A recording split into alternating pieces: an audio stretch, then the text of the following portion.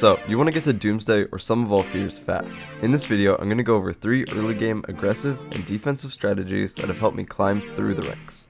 Before the video begins, I want to let you guys know I'll be running a tournament very soon with rewards, and we'll be having more community events on my Discord server, so you can join with the link in the description. Alright, let's get back to the video. First, let's start with aggressive strategies. This can be broken down into swarming, going for a 2-for-1, and getting early panic points. Let's start with swarming. It's super effective if an opponent is not ready to deal with the sheer numbers or they simply don't have enough experience. Swarming is a great way at breaking through an enemy's defense or getting early control for the rest of the game. First, let's look at a round 1 start by Circulatum. They immediately use the 3 keys to get an advantageous position and are all in range of panic points. Circulatum can now capture the panic points and needs to keep them in control. This is how most swarming games would work. However, swarming can also be used reactively on turn 2. Let's look at this game with Gilbo versus RT Chomp. RT starts with the consistent Razormouth and Cassowary, and Gilbo reacts with a massive swarm that overpowers RT's Phobies by sheer number. In this position, Gilbo has essentially provided safety for all his 1-cost Phobies, but also a way to quickly get into the fight. He utilizes the map's terrain to make for an effective start. Next, let's talk about a consistent start, which is going for a 2-for-1. Starting with a 2-for-1 can be a great way to divide and conquer, but you have to ask yourself if it's worth it not to summon a 3 key or go for a cheaper 1-1 start. From a game with RT Chomp, you can see how effective a 2-1 split can be, especially if you're going second. This is because with your extra key, on your next turn, you can summon a 4-cost key Phobie. Once you get that 4-key Phobie out, you start to regain control of the map, and even if you decide to put down a 3-key Phobie, on the next turn you can still follow up with a 4-cost. Finally, for aggressive starts we have rushing panic points. Separating this from swarming, it's when an opponent uses something like Droney or Snowball to take a point, which required a unit with 3 movement. Players that do this definitely have an early edge. If you summon Droney or Snowball turn 1 to capture a point, makes you are getting the worth out of them, because if they die, that's 2 or 3 keys gone that a 1-cost Phobie could have simply taken. Phobies is a game of making better key trades for yourself, so if your 2-key Phobie dies, make sure you're either trading up on that key or just getting an equal trade.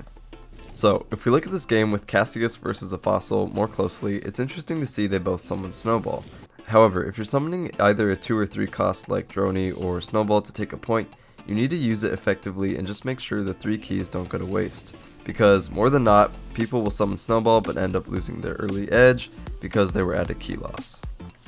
Now into early defensive strategies, we can break this down into summoning a 3-cost Phobie, going for defensive 2-1, and going for a 1-cost summon.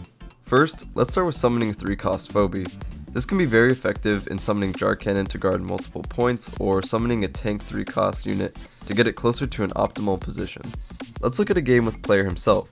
He starts out with Bowmangles to set up and block the top and center point, and when a very high health unit like Bowmangles and Stabby get to an optimal position, it can be immensely difficult to turn a game around.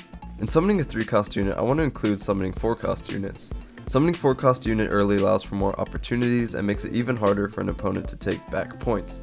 However, summoning a 4-cost unit is important to know that if your opponent is rushing for points, you will be behind. Next, let's talk about summoning a 2 and 1-cost Phobie, which is super optimal and dynamic. In most games, either going first or second, using something like Unicorn or Gesundheit with a 1-cost Phobie is super strong if you're looking to dominate the map. Let's look at this game more closely.